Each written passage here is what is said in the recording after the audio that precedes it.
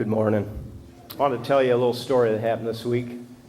I believe the Lord's given me an impression this morning that maybe somebody's here, walking with the Lord for many years, and Christianity isn't fun anymore. It's just a real burden to you. And I have been getting, in my job now, I've been getting to talk with some pretty important people and telling them what we can do for them to help them do what they do better.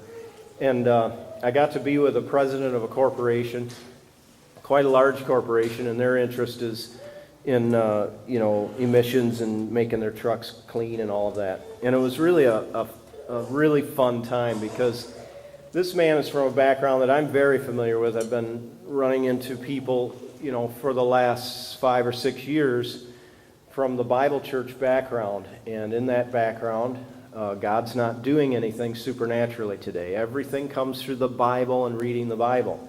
The Bible's wonderful. I will sit down and talk with you for hours about the Bible. But God is supernatural. And He is doing things today that are well beyond your ability.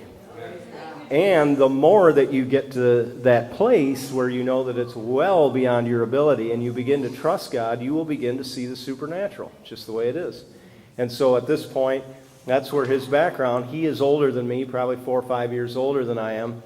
And so as we began to share, he began to talk about, I like to challenge old Christians into going back to when they got saved. I think it's fun to watch them recount it, especially from that background or backgrounds like it, because they've been so encroached in doctrine and theology, they've forgotten their first love. And so he began to tell me how when he was 17, 18 years old, he needed a job, and he ended up, long story short, meeting people that ended up being the owner of this company he is now the president of. And all he needed was a job, and in one space of 5 minutes, when he walked in to just do an odd job for somebody at a shop, 2 people handed him papers and said, "Call this guy, they need a mechanic." And he blew it off because he was trying to get the job done that he was trying to do. And he had just prayed, walking into that building, "God, I need a full-time job. I need to know what you want me to do." And he had just gotten married and all of that. And he was going to Bible school and whatnot.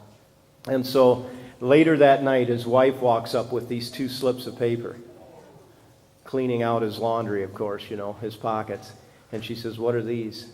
And he reads them. They're the same phone number, 2 different guys. He calls the guy, and he ends up being the owner of the company who never answers the phone. It was always secretaries that did. And he ends up meeting this owner of this company and ends up now with this company for 30-some years, and he's the president. And a tear begins to break down his cheek as he's telling this story.